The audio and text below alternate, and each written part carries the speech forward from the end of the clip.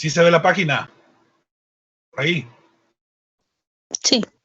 Sí, como estaban varios frentes, luego se mala onda. No sé si se ve ahí lo de la clase, ¿verdad? Sí, profe. Gracias. Sí. Bueno, tenemos casi toda la hora para ustedes.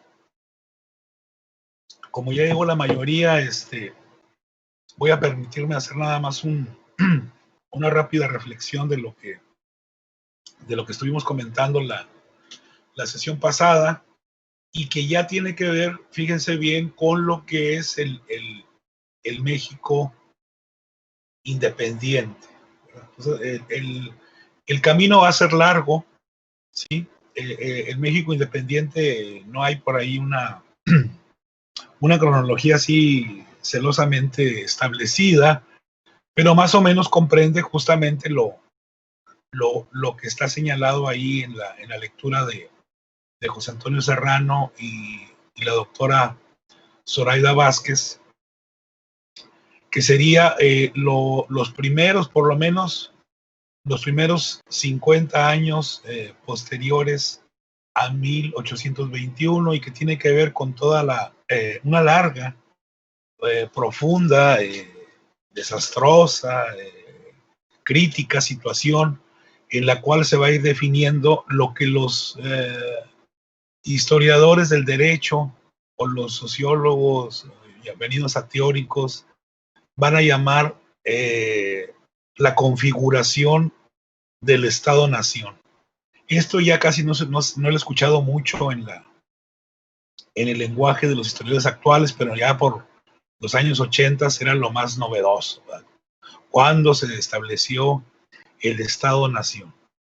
Independientemente de el concepto acabado, tan bien trabajado, que tengamos de qué entendemos por Estado-Nación, vamos a quedarnos con la idea de que es un concepto que tiene que ver con cómo crear un nuevo país. Una pregunta que ya se habían hecho en muchas sociedades, quizás la más destacada por su efecto colateral, pues es justamente las 13 colonias de Norteamérica, allá por 1776 a 1784 aprox, que llevó este proceso. A partir de ahí van a surgir nuevos movimientos libertarios, independentistas, donde el liberalismo va a ser vamos a llamarlo así, la filosofía o la ideología más predominante, con varios efectos. Un efecto de ellos es justamente que las nuevas sociedades, las sociedades de la modernidad, pues van a convertirse en repúblicas, en sociedades autónomas, y eso tiene que ver entonces con un elemento jurídico, un elemento histórico, que es este concepto tan venido, ¿verdad?, que es el concepto de Estado-Nación. Bueno, el Estado-Nación, independientemente del concepto que tengamos de él, si alguien quiere por ahí hacerlo, adelante, es un producto, o es un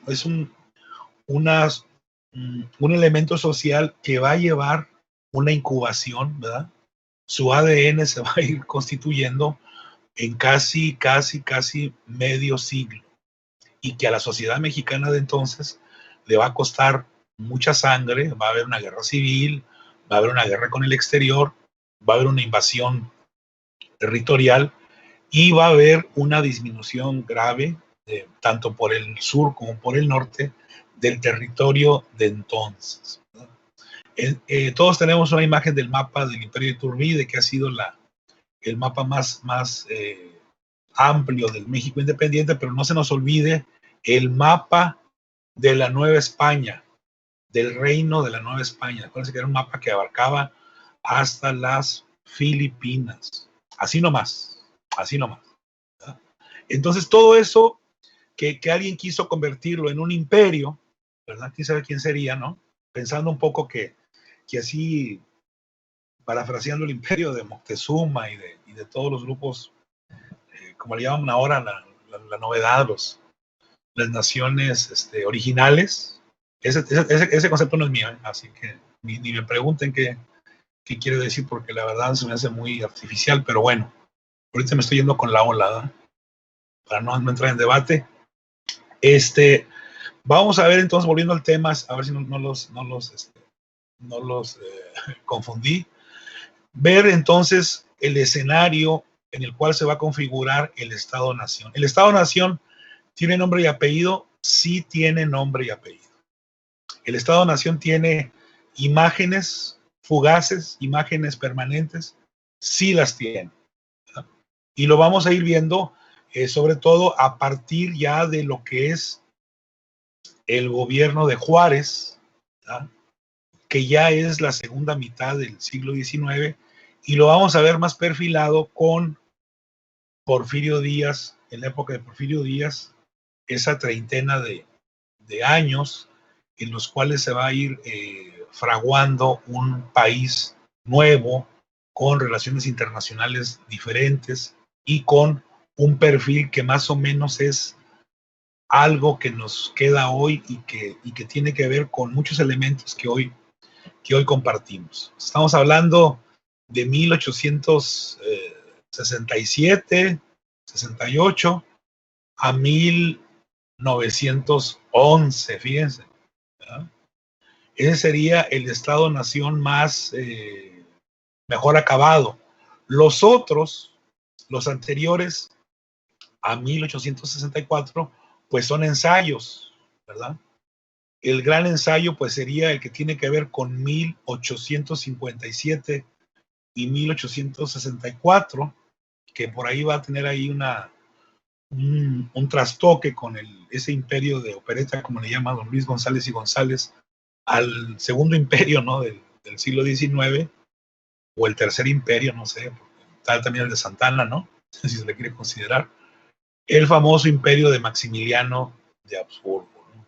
Entonces, aquí el otro, ¿qué es lo que estamos viendo? Es lo que los historiadores así medio malévolos, medio provocadores, como ya se imaginarán quién, ¿verdad? Los que hemos estado viendo en historiografía, le llaman el Estado que no nace.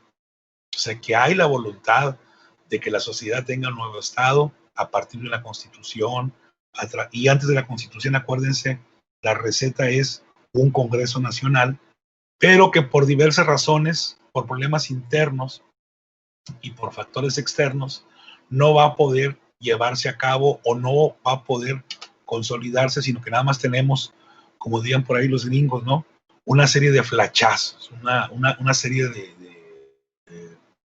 de ¿cómo se llama?, de elementos dispersos que van a irse embonando, que van a irse configurando a partir de contradicciones, a partir de debates, de discusiones, y que es todo lo que estamos comenzando a ver ya desde la clase pasada.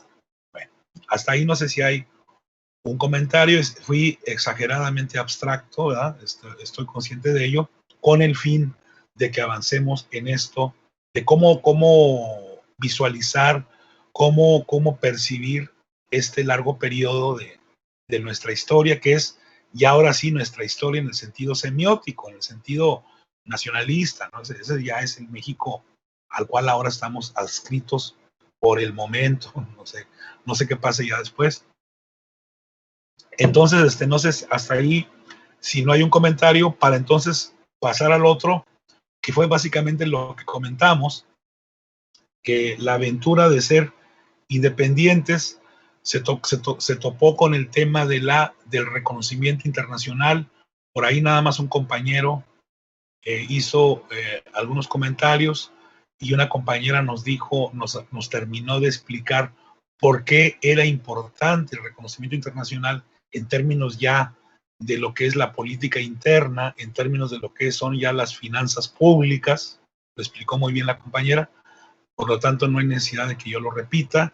Y bueno, falta dentro de esta relación exterior, nos faltó comentar por ahí qué onda con España, con la Santa Alianza por ahí, y qué pasa con los otros países ya perfilados como potencias capitalistas, como la propia Inglaterra, que siempre estuvo indecisa por ahí en meterse en nuestros asuntos. Al final, acuérdense, no interviene porque tiene un acuerdo con España, ¿no? Allá al principios del siglo XIX, y también la naciente nación, que ellos le van a llamar continental, la modestia ante todo, ¿no? Todo lo que hacen los norteamericanos, acuérdense que es mundial y continental. O sea, ellos, lo local es mundial. Su liga de béisbol es mundial. Todo lo que hacen ellos es mundial. Quién sabe por qué algún elemento tienen para justificarse, seguramente. Y ellos también, a pesar de que están en un problema de. Ellos tienen su segunda gran guerra de independencia en 1812, ¿sí? Una guerra donde los ingleses sí se portaron también rudos y de hecho desaparecen la Casa Blanca, ¿no? Por decir algo, ¿no? En el sentido estricto de la palabra. Y luego van a tener una guerra civil allá en 1860, por la década de los 60, pero aún así, desde 1813, acuérdense, ya hay mucho interés por los territorios, no solamente tejanos, sino por la frontera que hay ahora con un terreno recién adquirido. Bueno, terreno es un decir, ¿verdad? Que es, ahí se me va el nombre. Bueno, la frontera con Texas y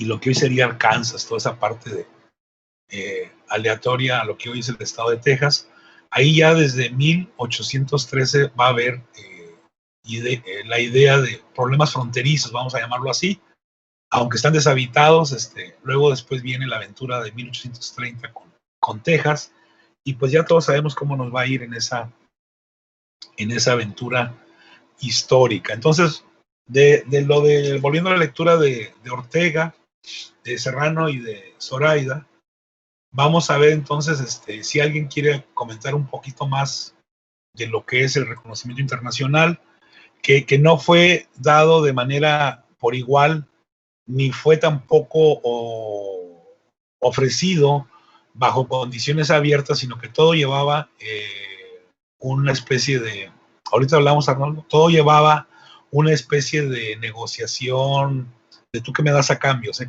algo así como se dice en la literatura, ¿verdad? La enchilada no es gratis, el reconocimiento internacional no va a ser gratis. Ahora sí, por favor, Arnoldo, disculpe, no había visto su solicitud. Sí, esto del reconocimiento internacional es muy importante porque México se va a independizar y no va a ser reconocido inmediatamente como Estado-nación. A lo mucho va a ser reconocido por algunos países en Sudamérica que también están pasando por su propio proceso de independencia o que ya habían pasado. Pero más allá de eso no había naciones importantes ni potencias que estuviesen reconociendo a México como algo aparte de España. Y entonces esto va a generar a que México quiera ganarse, por así decirlo, la confianza o sea, hay una cosa aquí en la lectura que me gusta mucho y es el título, porque es el nuevo orden. ¿Por qué? Porque básicamente México va a querer ser parte de este nuevo orden que se está formando, un nuevo orden de naciones potentes, un nuevo orden conformado por naciones quizá imperialistas, capitalistas, y va a intentar lograrlo pues accediendo a tratados o a comercio entre ellas. Inglaterra va a ser de las más interesadas en las naciones que quieren hacer tratados con México. Lo que pasa es que los tratados incluyen cosas que son un tanto complicadas para el país. Por ejemplo, en muchos de ellos se pedía que México tuviese una apertura religiosa, cosa que no se consiguió en la época. De hecho, al contrario, México se declararía completamente y estatalmente católico para ganarse así el apoyo del Vaticano. No tenían obispos en México desde que se había hecho la independencia. Se habían retirado la mayoría porque eran españoles. Claro. O habían muerto porque tuviesen alguna conexión con los caudillos o con el movimiento de independencia. Entonces, pues, o sea, aún así se llegarían algunos tratos comerciales con Inglaterra, pero no fueron tan abiertos. Claro. También Inglaterra le pensaba dos veces, ¿no? Porque tenía ya muy, muy clara una relación muy ambigua con España, ¿no? Adelante.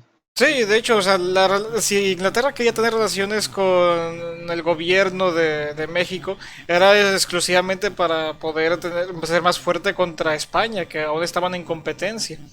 Digo, ya estaba perdiendo la ventaja España por todo lo que había ocurrido con los procesos de independencia, pero aún así Inglaterra podría aprovecharse de que ahora las naciones fueran independientes y se pudiese actuar de forma directa sobre estas sin la necesidad de tener que pasar por España. Claro. Otra cosa que ocurrió por la época es que el país obviamente había quedado devastado, como siempre ocurre después de un proceso largo en la historia de México. Un Sí, proceso corto de buen daño, como es la independencia, luego se da la revolución, etcétera. Y esto obviamente va a generar que se pidan préstamos a otros ujú, países. Préstamos que en su momento van a ayudar bien a reconstruir partes importantes del país, pero que a la ujú, larga se van a volver tan costosos y tan duraderos que van a ser un muy gran problema para pagar. claro. Y ahí es donde todo el mundo ve Inglaterra, ¿no? Dice, pues Ujú. ahí está, ese es el Nueva York de entonces, ¿no? Ahí está todo es el mundo financiero, ¿no? Bueno, no solamente Inglaterra, pero digo, Sí, dentro de lo que estaba ligado a nosotros, ¿no? Adelante. sí, sí, completamente de acuerdo. También Francia y otras potencias de la época van a ser obvios blancos para poder pedir préstamos millonarios que luego con el tiempo se van a volver todavía mucho más caros y que van a ser un problema mayor. Una cosa Ujú, curiosa que me parece es que, o sea, esa es una idea que ya habíamos escuchado antes, estoy seguro, creo, la mayoría al menos, y es que Simón Bolívar tiene mucha esperanza en el proyecto de nación, no solamente el mexicano, sino el de las naciones de Sudamérica, y claro, piensa hacer una especie de unión entre los estados americanos. Y aquí se podrían mencionar varios factores por los que falló esta especie de unión, pero uno de los que me parece más curiosos es por el terreno. Ahí claro, menciona que se hicieron varios, se intentó hacer como una especie de congreso en Panamá, pero que tuvieron que irse de ahí porque el clima era inhóspito. Luego intentaron hacer un congreso aquí en México para el sur, no me acuerdo exactamente en qué estado, me parece. Pero de los representantes que había de los países de Sudamérica solamente pudieron llegar dos. Y ujú, aquí es cuando recuerdo algo que a veces se dice de que cómo es posible que México y Sudamérica no estén unidos como si lo está unido los Estados Unidos del Norte. Y es como que, pues para empezar, el territorio no nos favorece para nada. Mientras Estados Unidos es en buena parte planicies y aún así han tenido guerras por su unión y aún así hoy en día, aunque estén unidos, hay demasiadas diferencias entre ellos, pero están ujú. más o menos unidos.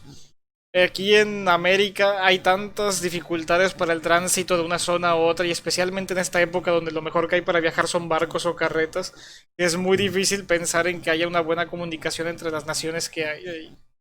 Ujú.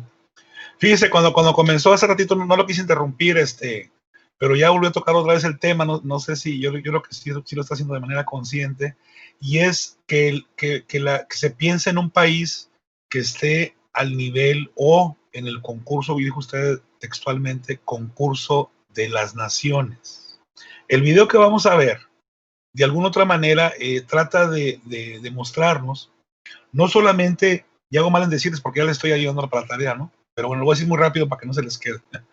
La idea es que los gobernantes pensantes, ¿verdad? No todos los gobernantes son pensantes, están más o menos en esa idea que usted señala y que espero todos nos pongan atención, de crear un país que sea parecido, igual o superior a las otras naciones que están emergiendo o que son las metropolitanas, no las periféricas, ¿verdad? Y a lo que voy es como que los primeros, sobre todo Iturbide, ¿sí? Son de esos gobernantes que piensan en grande porque a lo mejor quieren mucho dinero, vaya usted a saber, ¿no?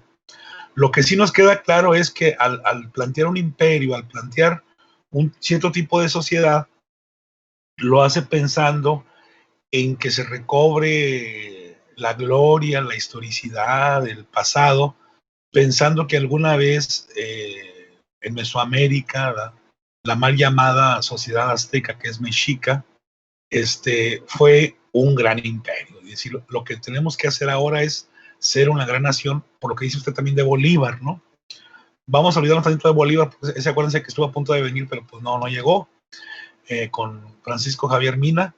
El punto es acá que va a haber un grupo de pensadores, y Turbide quizás es el más renombrado, que tratan de hacer eso que usted dice, hacer un gran imperio con una serie de reconocimientos, de elementos conservadores, vamos a llamarlo así, donde incluso los indígenas tendrían sus representantes. Acuérdense que cuando él entra a la Ciudad de México va flanqueado por representantes de los grupos indígenas de la comunidad del Valle de México, un poco pensando en que iba a renacer el imperio de Moctezuma. Si es que el gobierno de Moctezuma fue imperio, digo, la verdad tengo mis recochinas dudas, pero bueno, en la historiografía, acuérdense, se manejan mucho ese tipo de ficciones. No sé si por ahí iría su idea también, compañero, de cuando empezó a hablar del concurso de las naciones, ¿no? Adelante. Sí, de hecho no me referí directamente al concurso de las naciones, pero sí, es básicamente el concurso de las naciones se podría referir como el orden mundial de aquella época y al que México quiere pertenecer para poder mantenerse al mismo nivel de los otros grandes imperios de la época. Que como usted dice, pareciera que hay esta especie de sentimiento de querer volver o querer regresar a una especie de pasado idealizado de que sí, la nación como potencia enorme o imperio, y que también es interesante el tema de analizar si el imperio mexica fue o no imperio, que no lo era, pero bueno, es curioso. Oiga, como dicen, el imperio azteca, ¿va? Sí, de hecho, es un término curioso porque deja en claro dos fallas en el entendimiento. Azteca e imperio no era ninguna de las dos cosas realmente. Bueno, hay más puro estilo del Sacro Imperio Romano, que no era ni sacro, ni imperio, ni romano. Y hay cientos de historiadores profesionales que siguen con esa onda. Entonces, yo no sé, digo, si el día de hoy aprendimos que no es correcto eso, ya estamos de 10 en Historia de México, porque lo vamos a ver en muchos colegas que tienen más edad que yo, con esas ondas, y pues todo el mundo les entiende y todo el mundo los comprende, ¿verdad? Y nadie se los cuestiona a lo mejor por lo mismo. Entonces, sí, pero bueno, es que muchos de estos historiadores pues obedecen a tendencias que ya pasaron hace mucho, pero que a su tiempo estuvieron muy fuertes, y a final de cuentas es muy difícil que uno se logre deshacer de sus propios prejuicios o preconcepciones de un tema. O ignorancias, ¿verdad?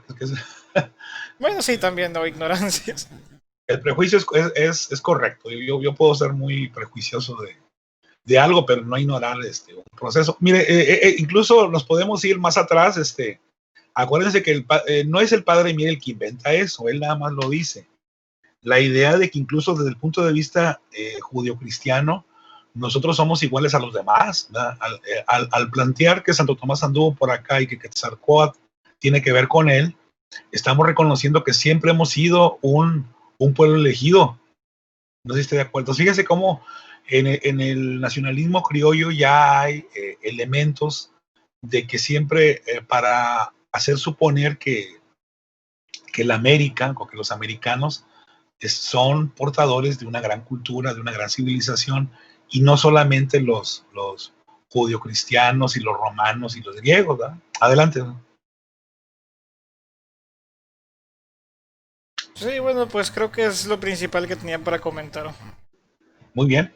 Pues como verán, esto siempre es importante. Entonces, un país, ¿cómo se piensa? Si uno lee, por ahí sí les recomiendo que lo lean, no que no lo lean, el laberinto de la soledad, de nuestro, ¿cómo le llaman?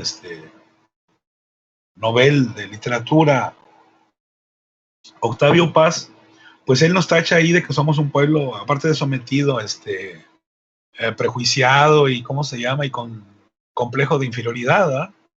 ¿Quién sabe? Digo, él no es historiador, él es un gran poeta, un literato, un escritor, o fue, digo, pero ya murió.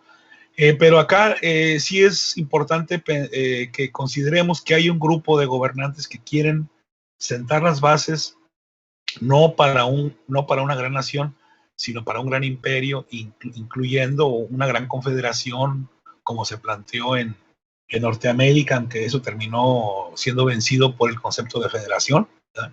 Que ese va a ser el primer problema que vamos a tener por allá en 1824 en lo sucesivo. Muy bien. No sé si hay más cosas por ahí que ver. Está toda la cuestión del Congreso, cómo se va a organizar la sociedad, qué es lo que se plantea. Eso no hemos comentado, creo, absolutamente nada, así que adelante.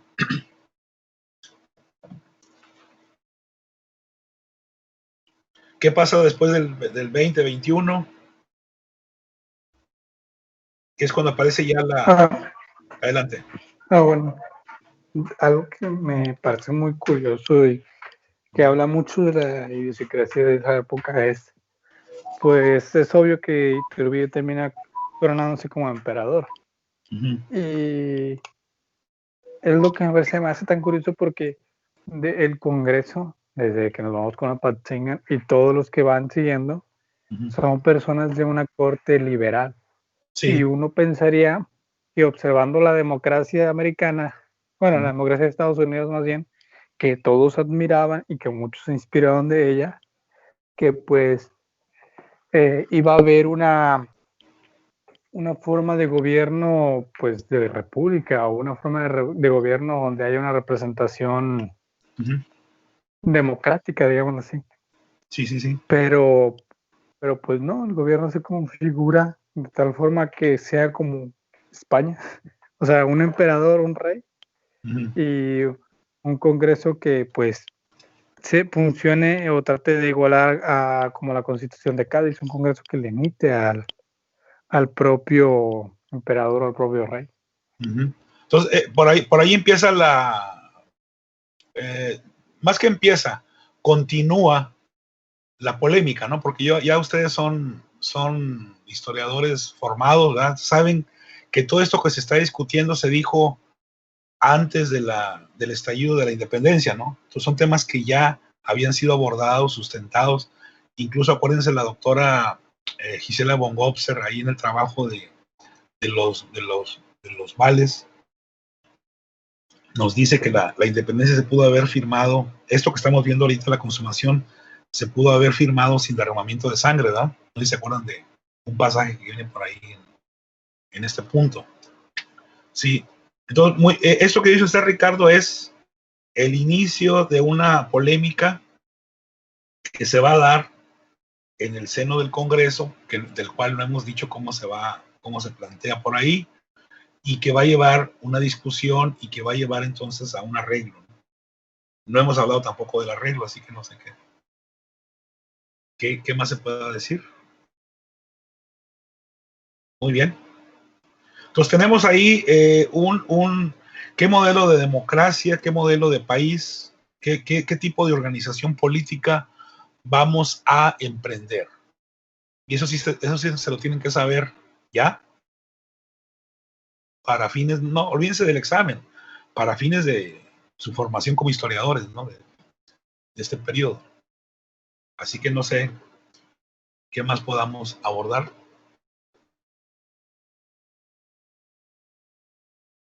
Porque luego llegamos a un imperio. El imperio llegamos no por obra y gracia, sino que hay todo un trabajo previo para eso. Y no estemos pensando que en el 1820-21 hay un montón de democracias en el mundo y hay un montón de países progresistas y que nosotros somos los retrógradas. No, no hay mucho para dónde ver. Lo más novedoso es Norteamérica. Y por eso, después del fallido imperio, vamos a tratar de imitar sus instituciones a pesar del ruego, a pesar de las advertencias de nuestro paisano universal. Creo que eso también viene en la lectura por ahí y lo vamos a ver más adelante. ¿Qué más, compañeros, por favor? Emerson, adelante. Lo escuchamos, Emerson.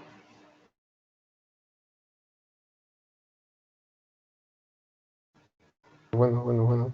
Sí, se oye, adelante. Bueno, ya, excelente. Sí, perdón, es que esto a veces se traba.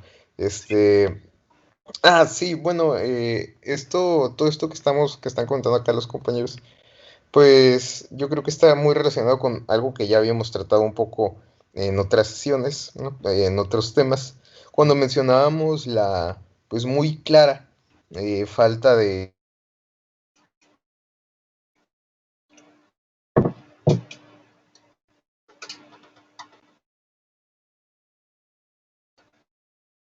Emerson, se te silenció el micrófono.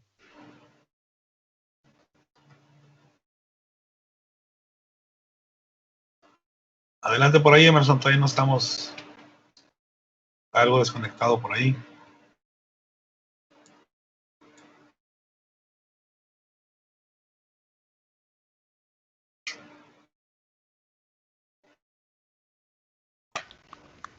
Listo, perdón, es que me sacó Teams, no sé qué pasó.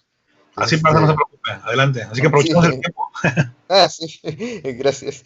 Entonces, bueno, como comentaba ahorita, pues todo esto tiene que ver con lo que ya comentábamos anteriormente, que era una falta de cohesión ideológica, principalmente en como lo que usted mencionó, maestro, como proyecto de un Estado-nación, ¿no? Ujú. Entonces, ya habíamos visto que tanto las motivaciones por las que se había realizado primeramente la independencia, pues habían sido muy diferentes para diversos grupos.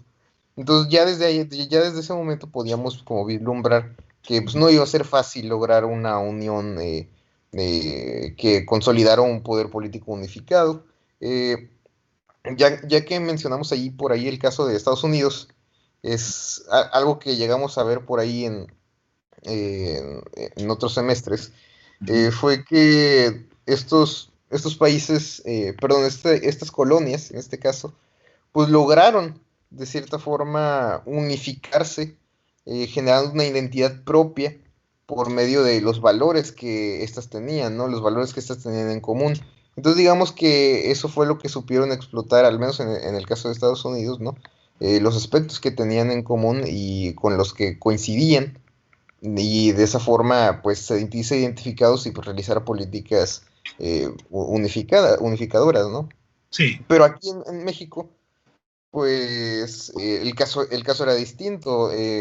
El imperio de Iturbide, pues sí vino a encontrar como una fuerte oposición, ¿no? Por personajes como el Fray Servando, por ejemplo, que eh, ya habíamos comentado anteriormente que sí iba a estar ahí molestando un poco a Iturbide.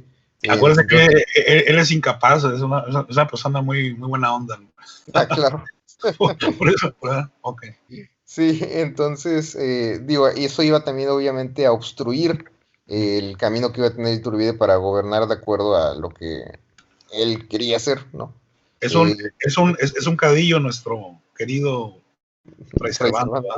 Bueno, claro. entonces, mire, Emerson, vámonos poniendo de acuerdo ya con cierto lenguaje histórico. Entonces, lo que está en juego, pongan atención, compañeras, compañeros, es cómo negociar las corporaciones este nuevo país. Todo el mundo sabe cuáles son las corporaciones. Estamos incluso pensando en las comunidades indígenas, que acuérdense que desde la perspectiva de los reyes católicos, ¿verdad? Pasando por los, ¿cómo se llama? Por los Habsburgo, por ahí, quién sabe los Borbones, que es otra onda, ¿no?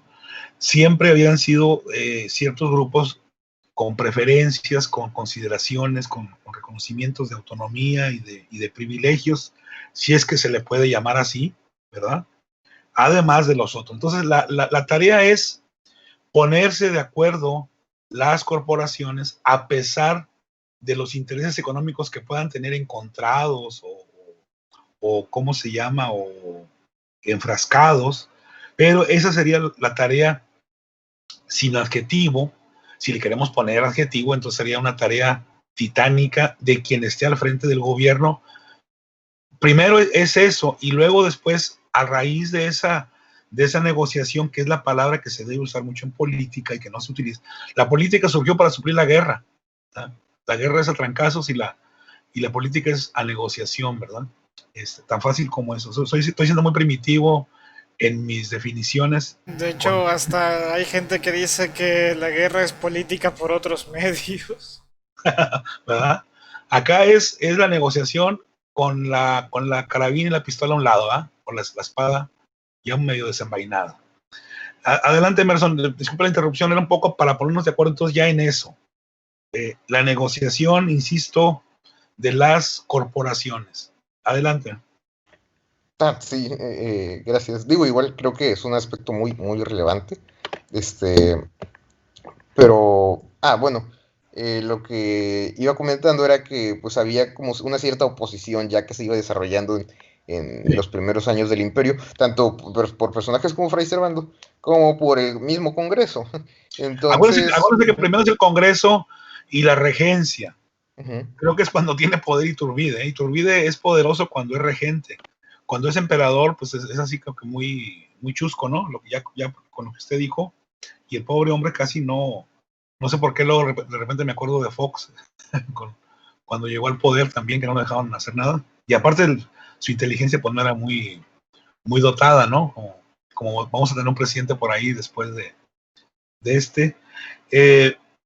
Pero bueno, tiene que ver con esta línea de tiempo. Es el Congreso Constituyente, Constitutivo, y luego el imperio, ¿no? Más o menos por ahí iría la cosa, y la función acuérdense, del Congreso es su tarea número 1, que tiene que ver con lo que dijo ahorita José Ricardo, es la Constitución, un cuerpo legal que mientras se crea, se supone que en teoría, no me hagan caso a mí, sino lo que dicen por ahí las lecturas, el referente pues era la Constitución de Cádiz, ¿no? Adelante. Adelante, Emerson. ¿No? Disculpa la interrupción. Sí, gracias. Entonces, oye, ya me va la idea, a ver. Sí, pues ahí sí, no hay problema, a ver, la retomo, ahí voy. Sí, entonces la oposición que ya existía para entonces, principalmente en el Congreso, ¿no? Que era una fuerza muy importante, y que buscaba hallar la manera de aumentar el poder legislativo para generar una especie de contrapeso a las políticas de Iturbide. Yo creo que, bueno, hasta este punto podemos mencionar que es algo importante, ¿no? Exactamente. Hasta ahí está bien la cosa. Claro, porque en todos los gobiernos que pretenden denominarse pues democráticos, debe de haber contrapesos a un poder, al poder máximo, ¿no? Entonces, no lo vayan a oír, no, baje la voz. Sí. ¿Quién sabe a quién le pueda caer el saco? Adelante. Pues sí, pero sí, digo, los contrapesos son importantes, yo creo, estemos de acuerdo con ellos o no, ¿no? Entonces, dice Galván que a China no le gusta eso, sí, exacto. Digo, tanto contrapesos como reales, como pues, vaya, los contrapesos que no nada más estén de adorno, pues, ¿no? A eso me refiero. En China, pues no los hay ni de adorno. Entonces, eso ya está más complicado, ¿no? Por eso los 3 poderes, ¿no? Claro. Aparte de las funciones. Sí, exacto. Entonces, debe haber contrapesos tanto en los poderes como en la oposición, ¿no? Digo, esto ya de las oposiciones, pues, puede sonar más reciente, pero yo creo que sí lo podemos abordar desde ese entonces. Oposiciones políticas, principalmente. Pero bueno, entonces, yo creo que desde aquí podemos ya ir como apreciando la negativa de una facción importante por mantener un imperio como una forma de gobierno, porque, bueno, el emperador, lo que ellos querían, bueno, ya cuando Iturbide fue coronado, pues era básicamente un emperador pues, maleable, ¿no? Entonces, Iturbide, pues ahí ponía de las suyas, hacía su resistencia. Y ante esta situación, pues, ¿qué convendría al Congreso Legislativo, no? Poner otro emperador que sí fuese moldeable de acuerdo a sus peticiones, o eliminar el puesto de emperador porque simplemente obstruía con, pues, sus intenciones políticas. Entonces yo creo que aquí ya podemos ver tanto el conflicto que hay ideológico, que es lo que ya veníamos comentando, sobre las diferencias entre los pensamientos de diferentes personas sobre la manera en la que se debía gobernar la Nueva España, y también pues, conflictos obviamente de interés político, ¿no? Que esos pues, siempre los ha habido en todas partes, y pues yo creo que también juegan un papel muy importante aquí en esta situación. Sí, sobre todo el conflicto político a veces es por 2 razones. Primero, por los proyectos, los planes, pero el otro es por quiénes los van a llevar a cabo. Y eso lo vamos a entender mejor cuando veamos los gobiernos liberales, que tú dices, oye, pues, si todos son liberales, ¿por qué canijos se pelean, verdad? Pues se pelean porque es quién va a llevar a cabo esas reformas.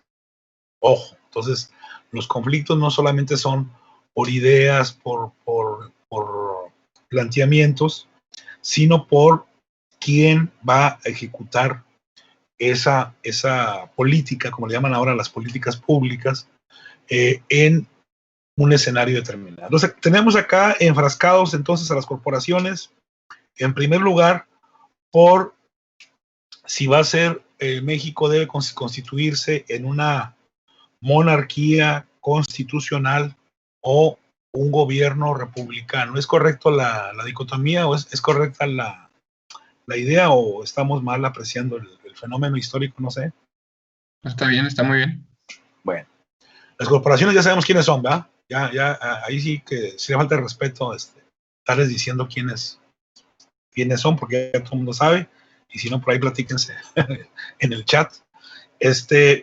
Bueno, el otro es que nos pongamos de acuerdo, ya lo dije, pero vamos a repetirlo, ¿cuál es la función del Congreso? ¿Verdad? Y en la medida que respondamos, si se cumple esa función, vamos a ver entonces por qué realmente el Congreso, en lugar de hacer la tarea, en lugar de resolver su principal misión, se va a enfrascar en una pugna con el emperador naciente, ¿verdad? Y se va a desgastar en ese tipo de disputas que va a llevar a que este señor, que no era tan tolerante como otros políticos, vaya a disolver el Congreso, y entonces sí se pone fea la cosa y comienza ya a asomarse ya lo que es la pugna entre dos facciones, que acá a lo mejor había 3 o 4 facciones o más, ¿verdad? Desde los Guadalupe, los amigos del emperador y no sé qué más, hasta aquí ya va a haber entonces ya de 2 sopas, ¿no? Aquí tenemos todavía de varias sopas, ¿no? Todavía hay muchos vertientes, y entonces por ahí sería bueno que platicáramos entonces si el Congreso cumplió su función y qué es lo que hizo y qué es lo que dejó de hacer, para luego pasar entonces sí a su disolución, ¿verdad? Es disuelto por este señor, y empieza ya después los levantamientos.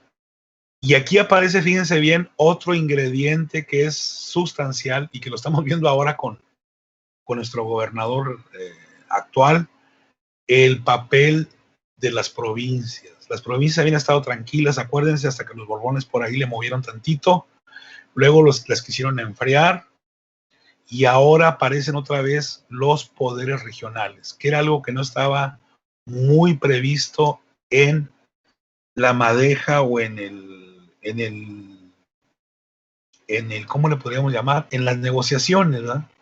Como que todos pensábamos que el gobierno central era por ahí la cosa, y es cuando vienen entonces hago mal en decirles, pero bueno, un poco para adelantar. El enfrascamiento contra Iturbide no se entendería, no se comprendería si no captamos, si no entendemos el apoyo que se va a tener casi total por parte de los gobiernos provinciales, de las futuras entidades federativas, ¿verdad? Que incluía hasta Guatemala. Acuérdense que era un paisote bien grandote, no, era casi toda Centroamérica, y que abarcaba incluso lo que hoy podría ser, lo que hoy sería Chiapas, ¿no? Entonces, eso sí, alguien lo pudiera comentar, cómo se da qué onda con el Congreso Constituyente, y luego qué va a pasar con el imperio, que dura bien poquito, ¿no? No le dieron chance de que se desarrollara. Por ahí, compañeros, ¿qué más sigue? Está muy padre la historia que me están contando. A ver, síganle.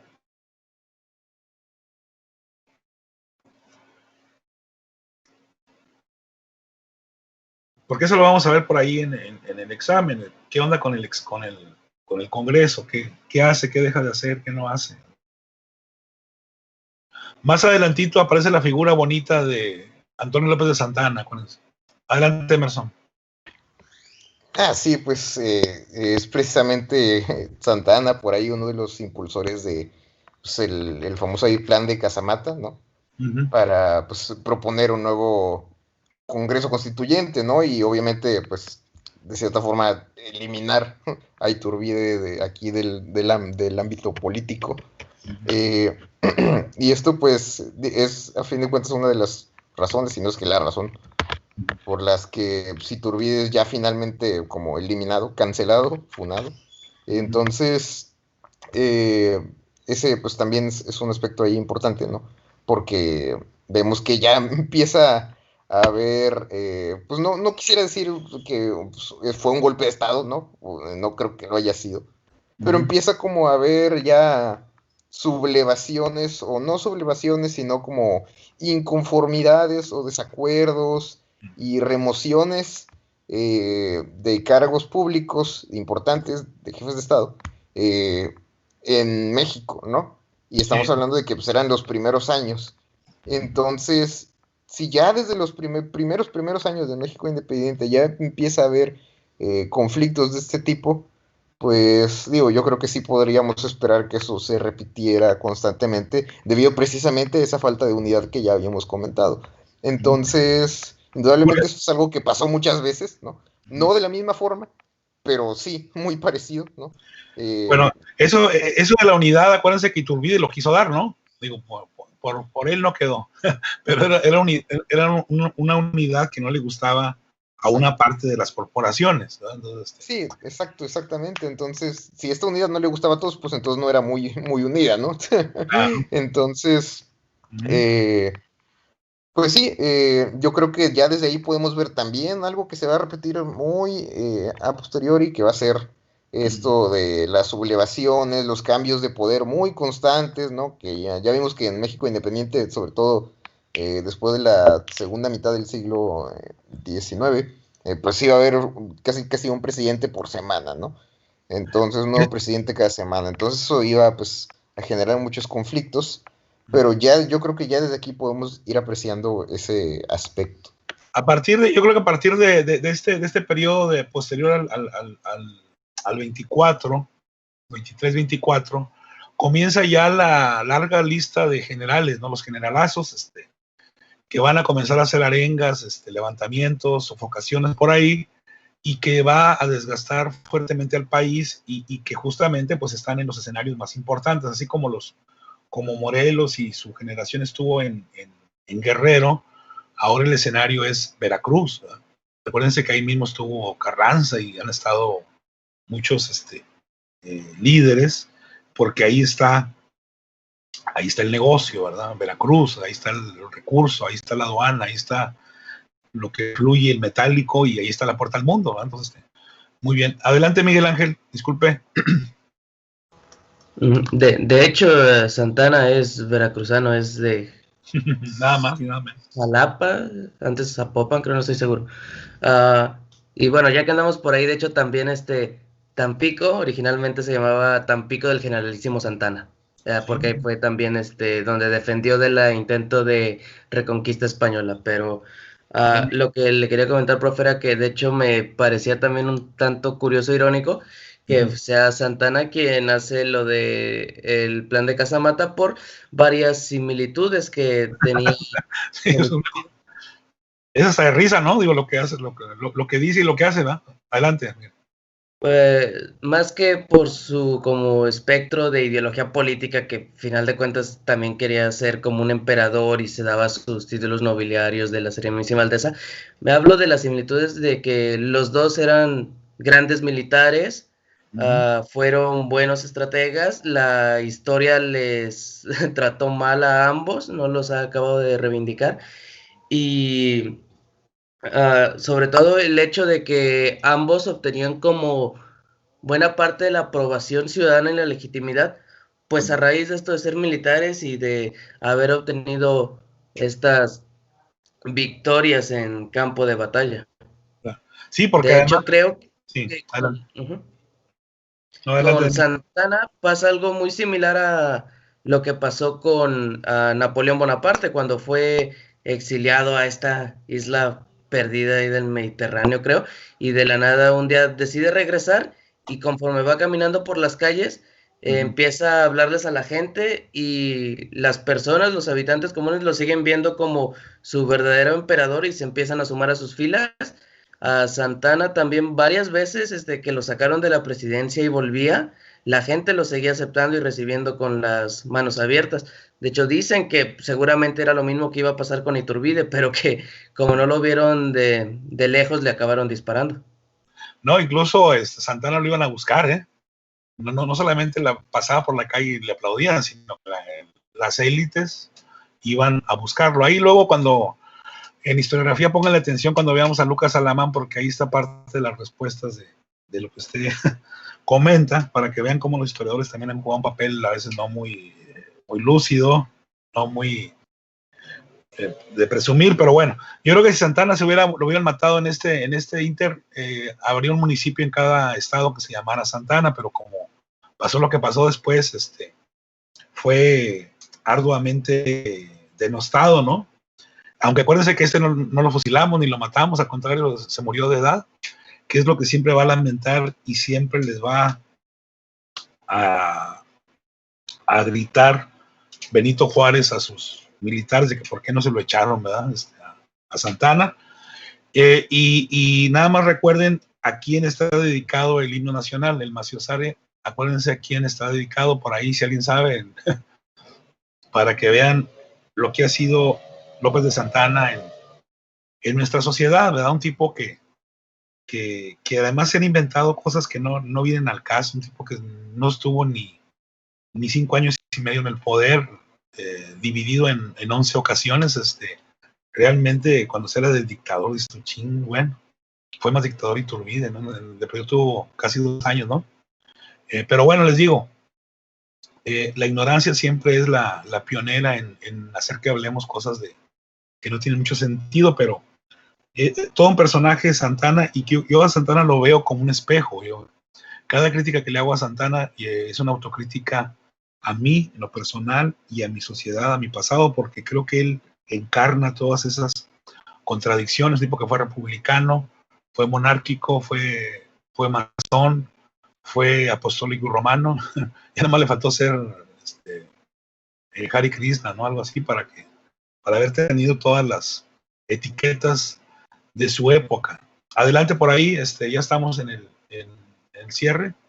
Muy bien, Miguel Ángel, buen comentario. Entonces, ya con lo que dice Miguel, estamos incluyendo un tema que no habíamos tampoco puesto atención y subrayado, la presencia de las regiones, la presencia de los caciques regionales, la presencia de las provincias ya en las discusiones, que eso es algo que se había dado también en Cádiz, acuérdense, y que no era novedad, en el ámbito de los congresos generales, porque acuérdense que un congreso tiene que establecer una constitución, y en la constitución, como vimos la del 14 y como vimos la del 12, siempre se establece el territorio, quiénes integran ese territorio.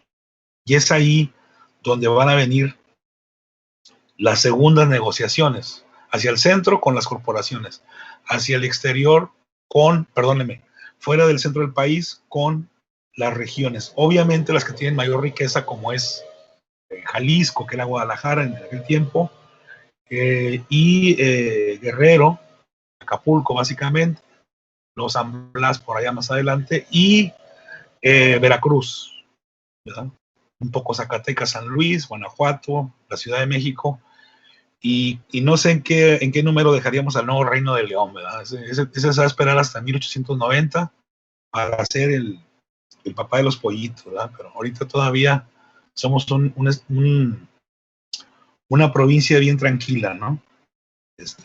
Por ahí hasta nos van a poner etiquetas muy, muy feas que por feas no se las comento. Adelante. Ya estamos agarrando ritmo, estamos muy bien, quedan por ahí algunas cositas pendientes, pero ya vamos agarrando. Ya con el video nos va a quedar más claro lo del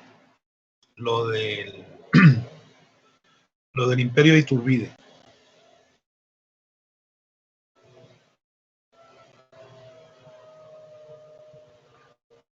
¿Qué viene después de lo de Casamata? Por ahí sería el otro punto. Casamata entonces es la reacción en contra del imperio y la propuesta, acuérdense, ya la dijo muy claro Miguel Ángel, la propuesta no es precisamente darle en la torre a Iturbide, sino crear un nuevo congreso, no se les olvide eso. José Ricardo, adelante. Pues el problema que hubo al final cuando se está descubriendo que querían quitar a Iturbide, o bueno, no tanto quitarlo, pero Que le bajaron. que el tipo, sí, que el tipo de gobierno a lo mejor no estaba tan contento, pues sí es un grave error que Iturbide el hecho de disolver el Congreso y quiere volver a hacer otro. Prácticamente el levantamiento o el llamado de armas de sus propios generales y de Vicente Guerrero, de Santa Anna, creo que Nicolás Bravo, si no me equivoco, Sí. pues hace que él haga casi como un Porfirio Díaz, pero sin guerra, porque pues él inmediatamente sabe de que, ok, no voy a ganar esto, y se va, directamente se va, creo que a Suiza o a Bélgica, y ahí se decide establecer, y pues Sí, ya sin nadie en el camino. Él no puede andar en Tierra Santa, acuérdense, porque se lo echan, ¿verdad? Tiene que ir acá Sí. por rumbo de Italia, por acá, ¿no? Y luego en Inglaterra es donde termina y es de donde viene para acá, ¿no? Y acá nos lo echamos en Soto la Marina, ¿no? Soto la Marina, sí. Y pues es eso, consciente o a sabiendas de que directamente no iba a ganar ningún enfrentamiento, pues mejor se retira. Y ya volviendo en el 24, 25, si no me equivoco, Nos ya viene es eso de que el Congreso, declarándolo enemigo de la nación, pues lo ejecuta. Y creo que también por eso mismo, como la historiografía no lo señala, como no hizo tantas cosas malas, digámoslo así, entre comillas, o por lo menos la percepción de la gente es de que pues nada más lo expulsaron y ya, pues tampoco tiene una visión tan mala de él. Solo fue de que el primer emperador se fue y luego vino acá y lo mataron. Sí, y sobre todo que pensemos, iba a ser emperador para explotarnos y para hacernos más, generar más plebe de la que había, o era, como ya lo comentó hace rato, pues usted mismo y Arnoldo, pues para crear una nación como en las que estaban de moda, ¿no? Que tenían su rey, su sangre real, sangre azul, otros eran repúblicas así muy nuevas como Norteamérica, ¿no? Pero creo que no, y además acuérdense, le hemos dedicado mucho tiempo al 1808, él es una síntesis, él no promueve nada, y bueno, saliéndome del tema, ahorita que mencionaba por ahí Miguel Ángel lo de Santa Ana, acuérdense que la idea de fregarse al emperador no es como usted lo dijo, de 3, 4 militares, ¿no? Y el que le echan, el que se avienta la bronca es Santa Ana, y bueno, le va muy bien. Como dice el dicho, nadie sabe para quién trabaja, ¿no?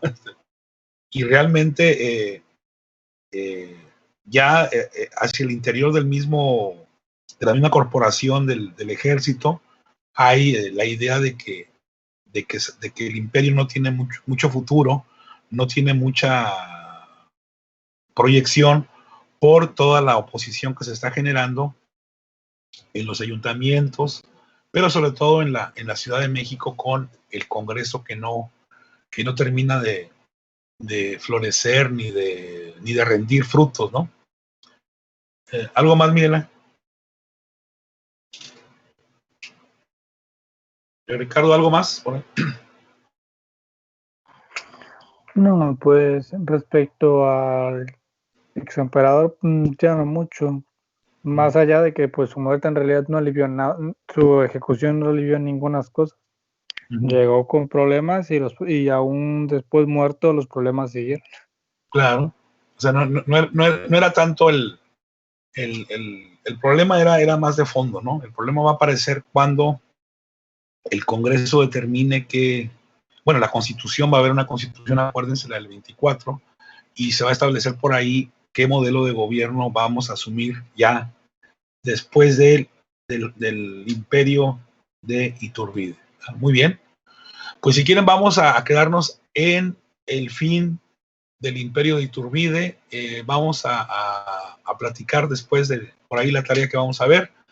Vamos a dejarle ahí y a seguir con la lectura en lo que tiene que ver con lo que plantea ya en el gobierno constitucional de Guadalupe Victoria, que no se llamaba así, tenía un nombre como de 2 líneas, casi de un párrafo, ¿no? El señor y él va a ser, de hecho, el primer presidente y el gobierno más estable que va a haber, que va a durar los 4 años para los que fue impuestos, porque después viene todo un torrencial de cambios, de contradicciones, que para qué quieren, ¿verdad? Y ese es lo que le van a llamar por ahí los positivistas, ¿no? El periodo de la anarquía, ¿no? El periodo de todos contra todos, donde no hay una definición, donde el principal ícono pues va a ser justamente los gobiernos de Su Alteza Serenísima o Antonio López de Santa Anna. Bueno, por ahí para el próximo lunes, ya desde hace como 2 semanas les había señalado un video muy interesante. El video en general, véanlo como un repaso a todo el curso, ya que les preocupa mucho el examen, es como un repaso de todo lo que hemos estado dando, y lo que me interesa es que de manera individual, por ahí vamos a ver la tarea ahorita, seamos capaces de establecer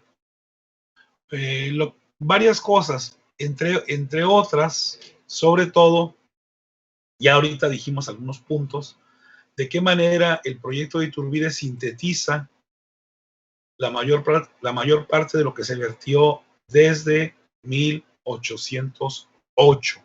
¿Sí?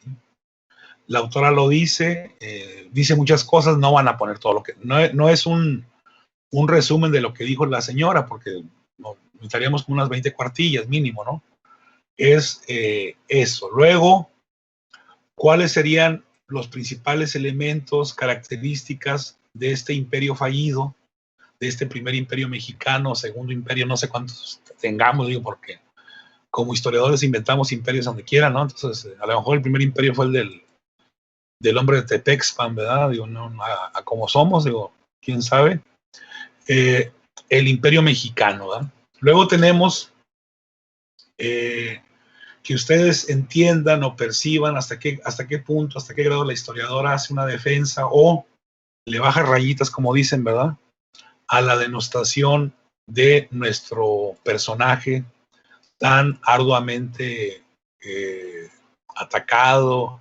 A lo mejor lo atacamos por ignorancia. Yo quisiera creer que es porque realmente fue un tipo de lo más nocivo que pudo haber.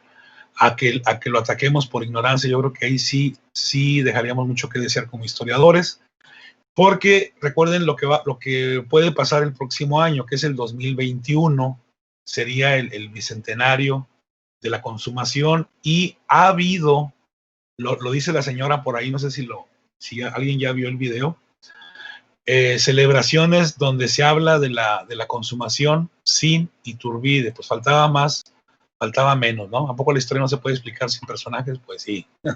Vean a qué nivel hemos llegado. Claro, se habla de políticos, ¿no? Es como si habláramos de la reforma liberal sin Juárez y sin todos los oaxaqueños, ¿no? Si no, pues ¿para qué? Sí. Lo importante son las ideas, no las personas. Bueno. Entonces, pues eso... La historia oficialista guiada pues por los meros objetivos de lo que quiere el gobierno se ha puesto mucho empeño en borrar a Iturbide y Santa Anna de todos lados, o por algo también ya los quitaron de las estrofas del himno, desde el 43 en realidad. Sí. El himno, acuérdense, el himno está pensado en Su Alteza, pero le quitaron las estrofas. El escudo de la bandera era el águila imperial de Iturbide y ya lo cambiaron, le dieron otro significado. Y el cuello también se lo voltearon y le quitaron. Oiga, no le han quitado lo azul porque el PAN ya no está en el gobierno, pero también le quieren quitar el laguito. No sé si la bandera, vean que tiene también azul.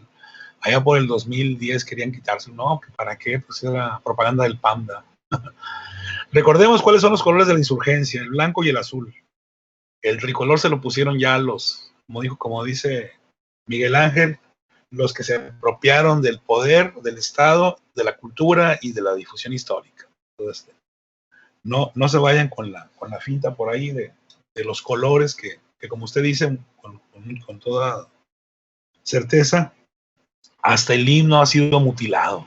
Fíjense a qué niveles estamos los mexicanos en materia cultural, historiográfica, no sé, cultura histórica.